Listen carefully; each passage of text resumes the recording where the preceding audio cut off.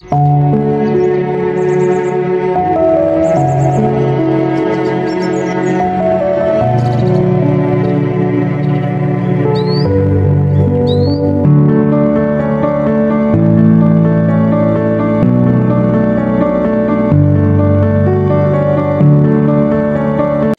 বন্ধুরা, good morning and welcome back to my channel bike family. তোমরা সবাই কেমন আছো? আশা করছি সবাই খুব ভালো আছো, সুস্থ আছো। আমরাও ভালো আছি, সুস্থ আছি। তোমাদেরকে আমার নতুন একটা ব্লগে, নতুন একটা ভিডিওতে স্বাগত জানিয়ে আজকে ভিডিওটা শুরু করছি। তো আজকে পার হচ্ছে রবিবার, আর আজকে তারিখ কী আছে? তারিখ কি? এক সেকেন্ড দাঁড়া। আজকে হচ্ছে 9ই ফেব্রুয়ারি। তো আগের অনেক ব্লগ শ্যুট করা, সেগুলো আমি কোনটা কবে গুলিয়ে যাচ্ছি, যার জন্য কোনো ব্লগ সেগুলো পাবলিশ করিনি। তো আজকে ইচ্ছে হলো একটুখানি চলো বড় ব্লগ শ্যুট করে শেয়ার করা যেতেই পারে। তো এখন বেজে গেছে হচ্ছে 11:30। আমার ঘড়িটা 5 মিনিট ফাস্ট আছে।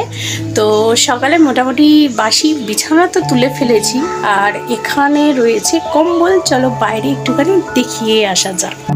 শীতকাল তো প্রায় চলেই গেল। মাঘ মাসের আজকে 26 তারিখ হয়ে গেল।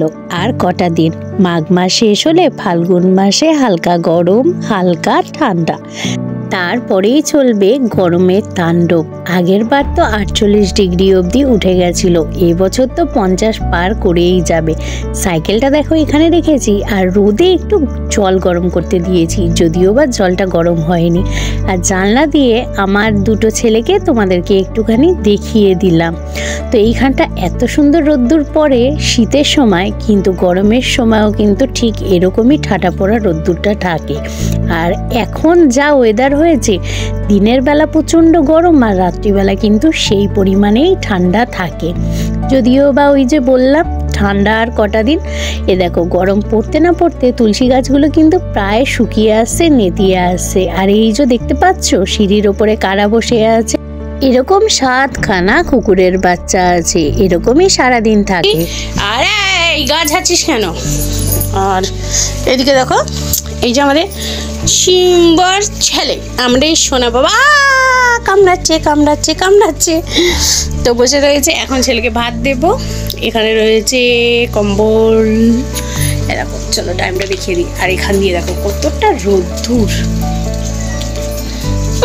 টেবিলটার অবস্থা যতই গোছানোর চেষ্টা করি না কেন, টেবিলটা আমার এরকমই হয়ে যায়। আর ছেলের জন্য সকালে করলাম হচ্ছে ভাত। চলো প্রেসারে গরম গরম ধোয়া ওঠা ভাত, যেটা আমি ওকে এখন দেব। আর কালকে আছে, চলো দেখাই কি আছে। আমার জায়গা বড্ড কম, একটা ঘর, তাই আমার ছড়িয়ে ছিটিয়ে থাকে। এখানে রয়েছে পরোটা, এখানে রয়েছে আলু চচ্চড়ি, এটা রাতে করেছিলাম তোমাদের দাদা। তো এখন চলো ছেলেকে ভাত দিয়ে দিই।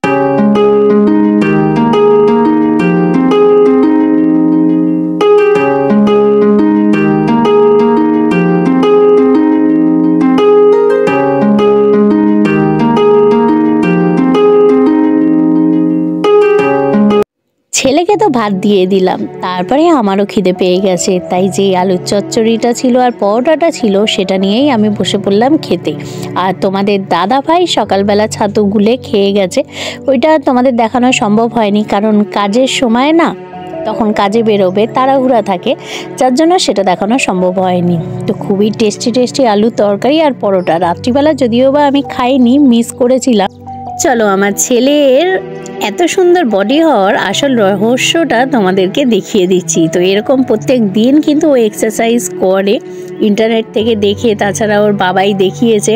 হাতে দুটো ডাম্বেল নিয়ে, এই ডাম্বেলগুলো ওর বাবা যখন জিম করতো সেই তখনকার, মানে বাবার ডাম্বেল দিয়ে ছেলে করছে, লজ্জা পেয়ে গেছে হঠাৎ করে ক্যামেরা করাতে। আর আমার ছেলে বড্ড লাজুক। তো এখানে দেখো চিকেন রয়েছে। এই চিকেনটা এর আগে তোমাদের দাদাভাইয়ের বার্থডে ছিল 6 তারিখে, আমি বহুদিন পরে আজকে ব্লগ দিচ্ছি, তাই কন্টিনিউ তোমরা কিছুই মানে পরপর বুঝতে পারবে না। তো সেই জন্য যে বার্থডের দিন চিকেন এনেছিল, সেই চিকেনের থেকে কিছুটা চিকেন ছিল, সেই চিকেনটাই ডিপ ফ্রিজে রাখা ছিল, পুরো বরফ হয়ে গেছে। সেই চিকেনগুলোই এখন আমি জলে একটুখানি ভিজিয়ে রাখবো। আর অনেকগুলো বাসন ছিল, যেটা দেখালাম, সেই বাসনগুলো ধুয়ে নিয়েছি। এবার আমি কলে নিয়ে আসলাম, পুরো বরফ হয়ে গেছে, যেহেতু ডিপে রেখেছিলাম। আর ডিপে রাখার কারণও আছে, এমনি নর্মালে রাখলে না ফ্রিজটা আমার সবসময় চলে না, যেহেতু গাড়িটা চার্জ হয় ওই জন্য আমি ডিপে রেখে দিই।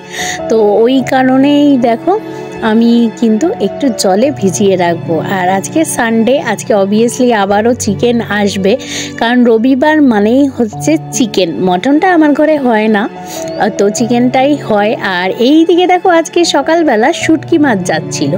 তো এটা কি শুটকি তোমরা একটু নামটা জেনে থাকলে অবশ্যই কমেন্টে জানাবে। এই শুটকিটা এবারে প্রথম নেওয়া হলো। আর আমরা যেটা খেয়ে থাকি হচ্ছে লোটে শুটকি। লোটে শুটকি খেতে কিন্তু খুব ভালোবাসি। আমি কিন্তু বিয়ের আগে শুটকি মাছ খেতাম না, বা আমাদের বাপের বাড়িতে কেউই সেরকম একটা শুটকি মাছ খায় না। শুটকি মাছ শুনতাম প্রচণ্ড গন্ধ, এত গন্ধ হয়, গন্ধে টেকাই যায় না। তো এই দেখো গন্ধে একদম চলে এসছে এরা। মাছটা বের করতে দেরি, আসতে দেরি নেই। আর এইদিকে দেখো আমাদের গাছে কত পুঁই মিটুলি হয়েছে, প্রচুর পুঁই মিটুলি পাড়া হয়ে গেছে, কিন্তু তাও মানে অনেককে দিয়েওছি, নিজেরাও খেয়েছি। আর এইদিকে এখনও অনেক সবুজ সবুজ হয়ে রয়েছে, যেগুলো পরবর্তীতে আবারও পাকবে। তো পুঁই মিঠুলিগুলো খেতে ভালো লাগে, এটাও আগে খেতাম না, বিয়ের পরে খাওয়া শিখেছি। আর এই দেখো এই কুকুরগুলোর হচ্ছে এটা বেড, এই বেডের মধ্যে ওরা শুয়ে থাকে, 7 জন একসাথে শুয়ে থাকে। অনেকেই শুটকি মাছ দেখে নাক ছিটকাও বা নাকে গন্ধ লাগে। শুটকি মাছ যদি একবার ভালো করে রান্না করে খেয়ে নাও, তাহলে দ্বিতীয়বার চেয়ে চেয়ে খাবে, কথা দিলাম। তো চলো এবার শুটকি মাছগুলো কেটে কিভাবে রান্না করি চলো তোমার।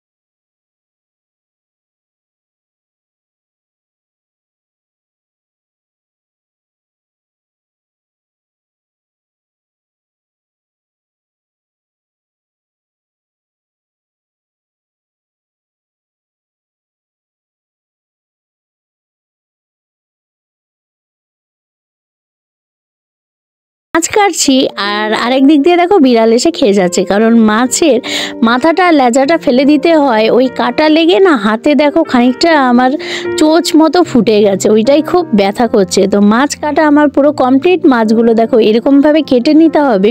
এবার এই মাছগুলোকে গরম জলে ফোটাতে হবে। গরম জলে একবার ফুটিয়ে নিলে যে আষ্টানি গন্ধটা থাকে বা বাজে গন্ধটা লাগে, সেই গন্ধ। ভাতের হাঁড়ির জলটা চাপিয়ে দিলাম, আর ভাতের চাল আমি আগেই ধুয়ে এনেছি, গ্যাসটাকে জ্বালিয়ে দিলাম। ভাতের হাঁড়ির যে জলটা নিয়েছি ভাত রান্না করার জন্য, জলটা ফুটে গেলেই তারপরে আমি ভাতের চালটা দিয়ে দেব। আর এই যে দেখো আমাদের যে কুকুর ছানাগুলো আছে, সেগুলোকে মাছের যে মাথাগুলো আছে সেগুলো দিয়ে দিচ্ছি। সকালবেলাও দিয়েছিলাম, আগের কতগুলো মাথা রাখা ছিল, সেগুলো আর তোমাদের সাথে শেয়ার করতে পারিনি। তো একদিকে ভাত বসিয়ে দিয়েছি, এবার আমি শুটকি মাছটা গরম করতে বসাবো।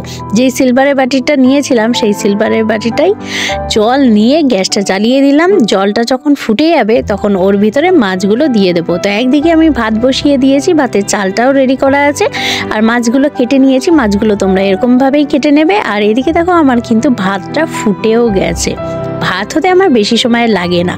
আর ভাত করার আগে যদি একটুখানি চাল ধুয়ে মোটামুটি আধা ঘন্টা, কি তোমাদের কাছে যদি সময় থাকে 1 ঘন্টা মতো ধুয়ে রাখো, তাহলে কিন্তু ভাতটা বেশ ঝরঝরেও হয়, অনেকটা তাড়াতাড়িও হয়, আর গ্যাসটাও কম লাগে। এটা একটা টিপস বলতে পারো। তো একটা রান্নার টিপস তোমাদেরকে দিয়ে দিলাম। আর শুটকি মাছটা সেদ্ধ করা হয়ে গেছে, তারপরে আমি কলের থেকে কিন্তু ভালো করে ধুয়ে নিয়েছি, কারণ শুটকি মাছে প্রচুর পরিমাণে বালি থাকে। কলের নিচে ভালো করে না ধুলে যখন রান্না করা হবে তখন কিন্তু মুখে বালি বালি লাগবে, আর মাছটা কিন্তু খাওয়া যাবে না। তাই মাছটা খুব ভালো করে কলের তলায় ধরে এরকমভাবে ঝুড়িতে নিয়ে ধুয়ে ফেলতে হবে। আর এইদিকে দেখো ছেলে কিন্তু ঘরে ড্রয়িং করছে। তো ছেলে যখনই বাড়িতে থাকুক না কেন, ও কিন্তু বাইরে কোনো বন্ধু বান্ধব আড্ডা ঘোরা বেড়ানো ওই সমস্ত কিচ্ছু নেই, ঘরে বসে ড্রয়িং করে। আর যে চিকেনটা দেখো, চিকেনটা কিন্তু বরফ ছেড়ে গেছে, আর চিকেনটাকে আরও ভালো করে আমি ধুয়ে নিয়ে এসে রেখেছি। আর এইদিকে চিকেন আর শুটকি মাছের জন্য সব কিছু কেটে নিয়েছি। আর তোমাদের দাদাভাই এখানে গন্ধরাজ লেবুও নিয়ে এসছে। এখানে কাটা রয়েছে পেঁয়াজ, টমেটো, আদা, রসুন, কাঁচা লঙ্কা। এই যে আলুগুলো, এইটা রয়েছে শুটকি মাছের আলু। আর এইখানে চলো দেখিয়ে দিই, মাছটা তো ধুয়ে রেখেছি, সেটা ঘরে এনে রেখেছি, কারণ আমার রান্নার জায়গায় রাখার জায়গা নেই, যেহেতু রান্নাঘর নেই ওই জন্য। আর এই চিকেনটা তোমাদের দাদাভাই পরে নিয়ে এসছে। আর এইখানে যে চিকেনটা সেই চিকেনটাও ধুয়ে এনেছি। আসলে ওই চিকেনটা একটু পকোড়া করা হবে। শুটকি মাছটা দেখো কিভাবে রান্না করছি। কড়াইতে তেল দিয়ে তেলটা গরম হয়ে গেলে শুটকি মাছগুলো দিয়ে ভালো করে নাড়াচাড়া করে একটু লাল লাল করে ভেজে নিতে হবে। তাহলে কিন্তু মাছের যে কাঁচা যে গন্ধটা থাকে সেই গন্ধটা আর থাকবে না। তো দেখো মাছটা কিন্তু আমার লাল লাল করে ভাজা হয়ে গেছে। আর আজকের মাছটা খুব ভালো, যার জন্য দেখো সেদ্ধও হয়ে গেছে। এবার আমি ফোড়নে তেজপাতা, কাঁচা লঙ্কা দিলাম, তোমরা চাইলে জিরেও দিতে পারো। তারপরে আমি দেখো পেঁয়াজ যে কুচানো ছিল সেই পেঁয়াজটা দিয়ে দিলাম। তারপরে টমেটো দেব, আলু দেব, আদা রসুন কাঁচা লঙ্কা বাটা সেগুলো দিয়ে দেব এক এক করে।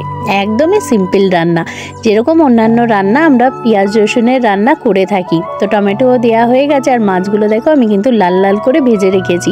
আর মাছগুলো যেহেতু খুবই ভালো ওর জন্য সেদ্ধও হয়ে গেছে আর পুরো নরম হয়ে গেছে। এক একটা মাছ কিন্তু ভালো থাকে না, সেক্ষেত্রে বাজার থেকে মাছ ভালো করে দেখে কিনতে হবে। অনেক মাছ অনেক শক্ত থাকে, যে মাছগুলো একদম গলতে চায় না। তো যেই আলুগুলো কাটা ছিল দেখো সেই আলুগুলো এবার দিয়ে দিচ্ছি। আমি যে কোনো রান্নায় পেঁয়াজটা আগে দিই, কারণ পেঁয়াজটা আলুর পরে যদি দেয়া হয় তাহলে না অনেক সময় কাঁচা কাঁচা থেকে যায়। আলুটা হয়তো ভাজা হয়ে যায়, পেঁয়াজটা অতটা ভালো করে ভাজা হয় না। কিন্তু পেঁয়াজটা আগে দিয়ে তারপরে আলুটা দিলে পেঁয়াজটা কিন্তু মজে যায়। আর এখানে কাঁচা লঙ্কা আদা রসুন বাটা রয়েছে, খানিকটা মাংসের জন্য, খানিকটা এই শুটকি মাছের জন্য। তো শুটকি মাছে যেটুকু লাগবে সেটুকু আমি দিয়ে দিলাম। দিয়ে এবার আস্তে আস্তে কষাতে থাকবো, মানে ভাজতে থাকবো। তারপরে এক এক করে যা যা লাগবে নুন, হলুদ, জিরের গুঁড়ো, লঙ্কার গুঁড়ো দিতে থাকবো।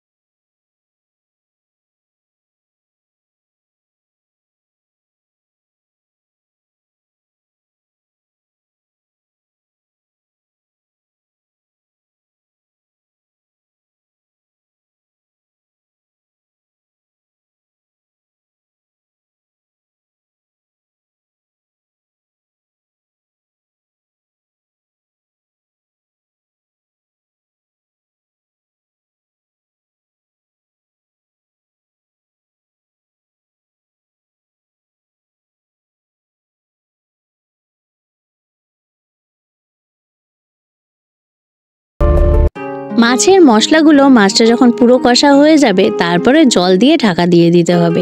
তোমরা যেরকম খাবে সেরকম জল দেবে। আমি একটু ঝোল ঝোল করেছি, যার জন্য দেখতে পাচ্ছ জলটা কিন্তু অনেকটাই দিয়েছি। যদিও বা এতটা জল থাকবে না, কারণ আলুগুলো সেদ্ধ হবে। মাছটা আমার হতে হতে বাকি সব রান্নাগুলো হয়ে গেছে, খাবার নিয়ে চলে এসেছি। তো আজকে মেনুতে রয়েছে গরম গরম ধোয়া ওঠা পুরো ভাত, তার সাথে রয়েছে গন্ধরাজ লেবু। যেই লেবুটা আনা হয়েছে হচ্ছে যেহেতু আজকে চিকেন আছে তার জন্য। চিকেন বলো, মটন বলো, ডাল বলো, পাতে যদি লেবু থাকে খেতে কিন্তু দারুণ লাগে। তো এই যে দেখো আমার শুটকি মাছ কিন্তু পুরো রেডি। আর আজকে শুটকি মাছটা কিন্তু অসাধারণ হয়েছে খেতে, অসাধারণ। তোমরা একবার অবশ্যই কিন্তু বাড়িতে ট্রাই করে দেখতে পারো, একদমই গন্ধ লাগবে না। শুধু যখন সেদ্ধ করবে তখনই একটু গন্ধ লাগে, কিন্তু তারপরে যেরকম প্রসেসে আমি রান্না করলাম সেরকমভাবে রান্না করলে আর কিন্তু গন্ধ লাগবে না। তো এবারে সবার আগে আমি ছেলেকে খেতে দিয়ে দিচ্ছি, তারপরে দাদাভাইকে দেবো, তারপরে আমি নেব। ছেলেকে ভাতটা সরিয়েই দিতে হয়, কারণ ছেলে এখনও না সেরকমভাবে মেখে খেতে পারে না। আমি মেখে দিই, কিন্তু মাংস তো আজকে মাখতে হবে না, আজকে একাই খেয়ে নেবে। সকালবেলা দেখেছো মাখিয়ে দিয়েছি। তো ছেলেকে দিয়া দেখো আমার ভাত কমপ্লিট। এবার আমার ভাত নিয়ে নিয়েছি, দাদাভাইয়ের ভাত দেওয়া হয়ে গেছে। তো সবার আগে টেস্টি টেস্টি শুটকি মাছ দিয়ে ভাতটা খেয়ে নেব। তো আজকে ভিডিওটা এখানেই শেষ করছি। ভিডিওটা তোমাদের কীরকম লাগলো অবশ্যই কমেন্ট করে জানাবে। চ্যানেলে নতুন বন্ধু হয়ে থাকলে অবশ্যই চ্যানেলটা সাবস্ক্রাইব করে নোটিফিকেশান বেলটা অল করে দেবে। তো চলো দেখা হচ্ছে পরবর্তী একটা ব্লগ ভিডিওর সাথে। আজ তাহলে আসি, সবাই ভালো থেকো, সুস্থ।